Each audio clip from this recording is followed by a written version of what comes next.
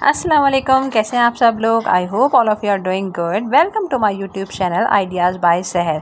आज मैं आपको कुछ आइडियाज़ दूंगी कि किस तरह से आप अपने बच्चों को सक्सेसफुल ब्रॉटअप दे सकते हैं, किस तरह से उनको हैप्पी चाइल्ड और सक्सेसफुल चाइल्ड के रूप में देख सकते हैं।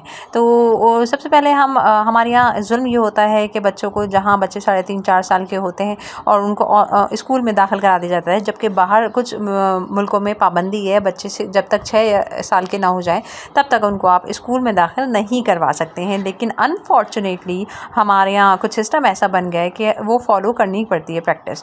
अच्छा, बच्चों की एज को डिवाइड करते हैं 0 to 7 ईयर्स, 7 to 14 ईयर्स और 14 to 21 ईयर्स। 0 to 7 ईयर्स के बच्चे जो हैं वो डांट डपट से, अच्छा बुरा उनका तमीज़ नहीं होती है, तो उनको सिर्फ सिखाएं अपने एक्शन से, अपने प्रैक्टिस से। वो सिर्फ लर्न करते हैं, जो आप सुन रहे होते हैं, जो आप बोल रहे होते हैं, जो आप कर रहे होते हैं, वो उनको एक्शंस को फॉलो करके वही चीज़ें करते हैं। तो और 7 to 14 ईयर्स के बच्चों को थोड़ा बहुत बड़े हो जाते हैं तो उनको अच्छा बुरा समझ में आने लगता है, तब उनको आप हर चीज़ एक्सप्लेन करें, क्योंकि आजकल बहुत ज़्यादा ज़रूरी है। बच्चे क्वेश्चन बहुत करते हैं और इस तरह से ज़रूरी है कि आप उनको सब चीज़ें एक्सप्लेन करें, वो हर चीज़ का आंसर मांगते हैं। इसी तरह से अगर आप ख़ुद एक हैप्पी इंसान, एक सक्सेसफुल इंसान नहीं होंगे तो आपके बच्चे भी वैसे ही होंगे। ये आप इस बात पे बिलीव कर लीजिए कि जिस तरह के आप खुद हैं उसी तरह के 95% पेरेंट्स जिस तरह से होते हैं, उसी तरह से बच्चे भी 95% उसी बिल्कुल सेम वैसे ही होते हैं। आप ये मत समझें कि आप कुछ भी करते फिर अच्छे बुरे काम करें और बच्चे आप चाहें कि बिल्कुल सुधरे हुए हो और सब कुछ सामने हो।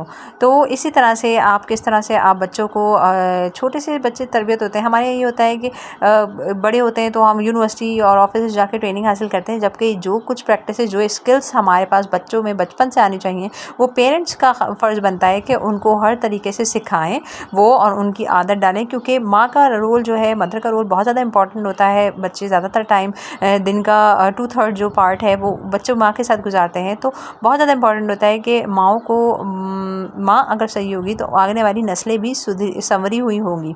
ये एक पुरानी कहावत है, लेकिन ये 100% ठीक है। बच्चों के उठने बैठने के, जागने सोने के टाइमिंग्स बनाएं, लिमिट सेट करें, उनका टाइम टेबल बनाएं कि किस तरह क्या काम करना है। अगर आप चाहते हैं कि बच्चे, मैंने एक वीडियो में जिस तरह से बताया था कि किस तरह से बच्चों के करियर जो है वो चूज़ करना है। अगर आप चाहते हैं कि बच्चे डिसिप्लिन हो, कोई अच्छे आर्मी वगैरह में जाएँ या अच्छी बाहर जाके पढ़ें, तो बहुत ज़रूरी है कि आप पहले अपने लिए लिमिट सेट करें, अपने ऊपर जबर करें, तभी आप बच्चों को उस चीज़ को फॉलो करने के लिए कहेंगे। अदरवाइज़ अगर आप ख़ुद किसी चीज़ पे अमल नहीं कर रहे तो आप बच्चों से एक्सपेक्ट नहीं करेंगे कि वो उन्हीं चीज़ों पे अमल करें। सपोज़ आप झूठ बोलते हैं या आपके पेरेंट्स झूठ बोलते हैं, तो बिल्कुल एक्सपेक्ट मत करें बच्चों से कि वो सच बोलेंगे। वो भी वही सीखेंगे जो आपने उनको सिखाया है, क्योंकि बच्चे बहुत मासूम होते हैं। उनका जो दिमाग है वो बिल्कुल वाइट पेज की तरह होता है। जो आप उनको पढ़ाएंगे, सिखाएंगे, लिखाएंगे, वो बिल्कुल वैसा ही समझेंगे।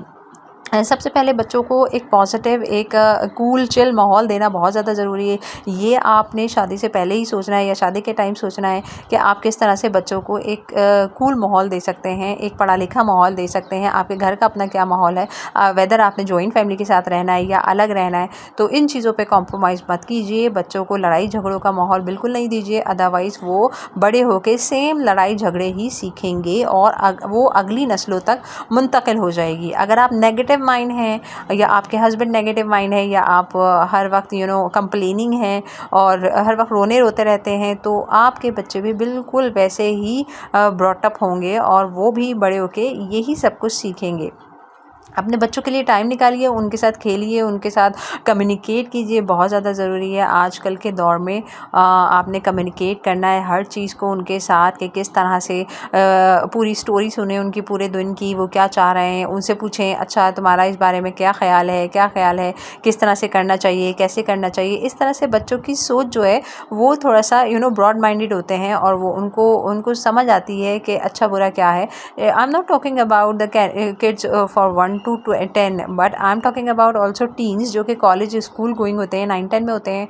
बच्चे इतने समझदार नहीं होते, तो उनको हर चीज़ की, आजकल आपको पता है ज़माना कितना ज़्यादा ख़राब हो चुका है, तो आपको उनको हर चीज़ की अवेयरनेस देनी चाहिए, एजुकेट करना चाहिए, अच्छे बुरे की तमीज़ बताएं, उनको सिखाएं।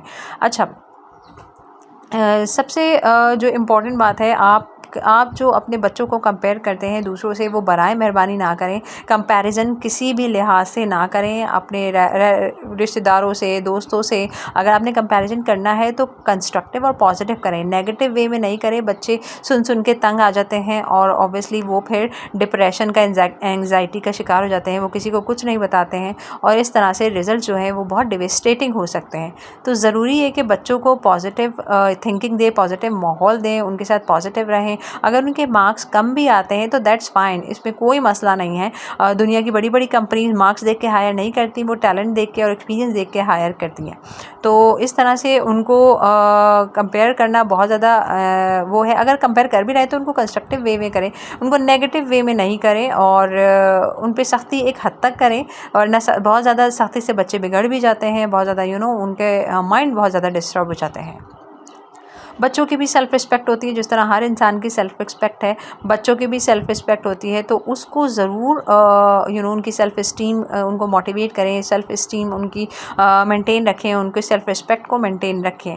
और इसी तरह से आप उनको ऐसे पढ़े लिखे लोगों का माहौल दीजिए, उनको उठने बैठने के। आप ऐसे लोगों से मिलिए जहाँ पे उनको कुछ पॉजिटिव वाइब्स मिले, कुछ पॉजिटिव पढ़ाई लिखाई के बारे में। ऑब्वियसली पढ़ाई लिखाई के बगैर तो इंसान कुछ भी नहीं है। उनको डिसिप्लिन बनाएं, बहुत ज़्यादा ज़रूरी है। और आप पहले ज़माने में कहते थे कि रखो शेर की निगाह और खिलाओ सोने का निवाला और रखो शेर की निगाह। तो वो आजकल के ज़माने में मैं समझती हूँ कि बहुत ज़्यादा सादे खाते हैं। इतनी ज़्यादा टेक्नोलॉजी आ गई है, सोशल मीडिया आ गया है, डिफरेंट मीडियम्स आ गए हैं, गेम्स आ गए हैं।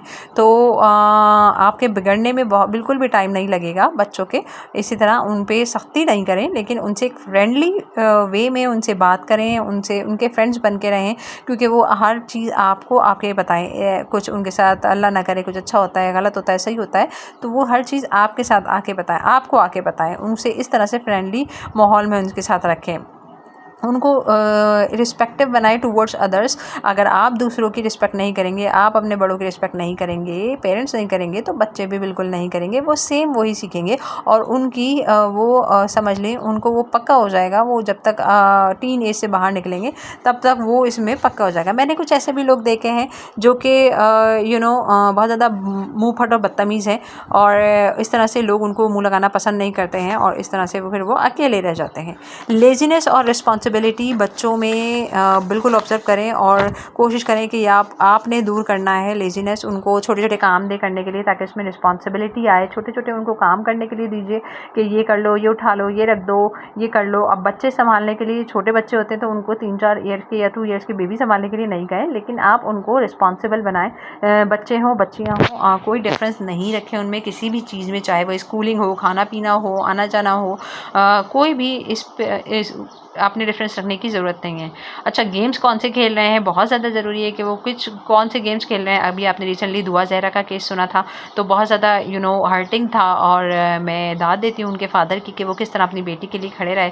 और इस तरह के केस आपके घर में भी अल्लाह ना करे हो सकते हैं, किसी भी के भी साथ हो सकते हैं। तो बहुत ज़्यादा ज़रूरी है उनका जो लैपटॉप है, डेस्कटॉप है या मोबाइल है, वो सर्टेन टाइम के लिए यूज़ करने के लिए दें। और उनका लैपटॉप या डेस्कटॉप है वो अपने सामने अपने कमरे में यूज़ करवाएं और अपने साथ रखें, ठीक है। और उनको अगर वो फ्रेश नहीं होंगे, उनको सोने का मौका दें, सोने उठने के, सब चीज़ों के, खाने पीने के टाइमिंग्स होने चाहिए।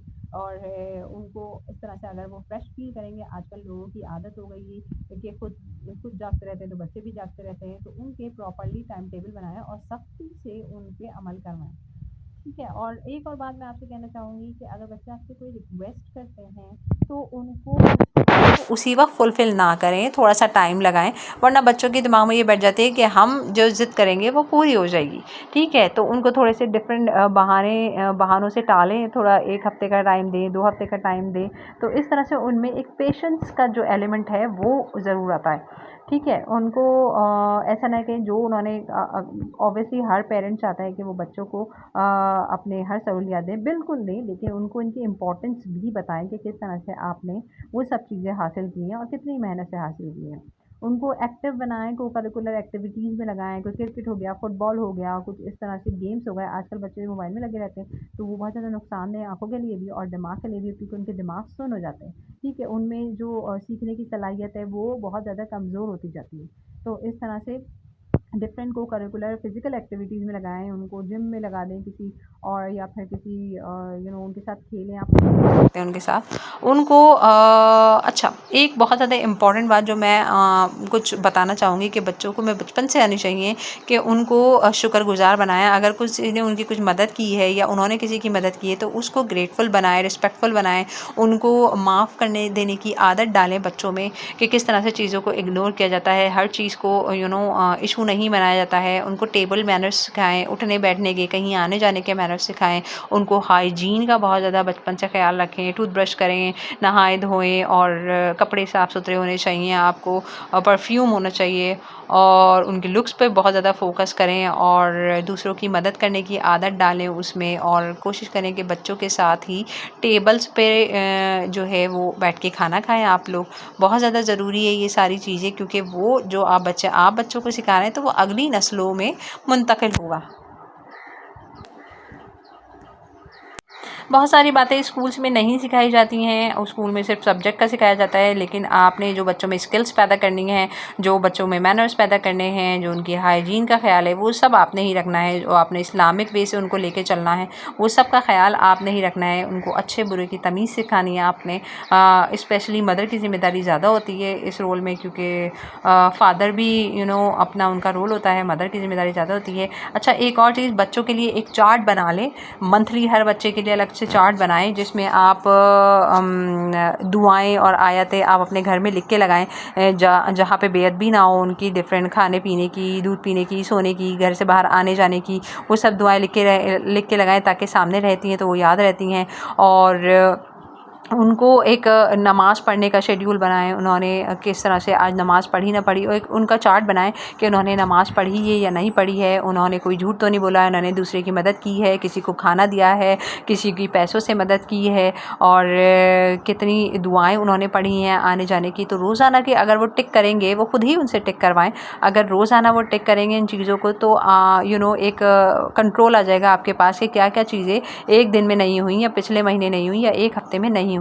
तो इस तरह का चार्ट मुझे बहुत इंटरेस्टिंग लगा, मेरे दिमाग में आइडिया आया, तो मैंने सोचा आप लोगों के साथ भी शेयर कर लूँ कि ज़रूर उनके साथ एक चार्ट बनाएं कि उन्होंने आज कितनी दुआएं पढ़ी, आज उन्होंने कितनी लोगों की मदद की, स्कूल में कितने लोगों की मदद की, मोहल्ले में की, घर वालों की, बहन भाइयों की, उन्होंने कोई झूठ तो नहीं बोला है, और इस तरह से उन्होंने नमाज़ें कितनी पढ़ी हैं, उन्होंने आयतें कितनी पढ़ी हैं, उन्होंने सूरत कितनी पढ़ी हैं।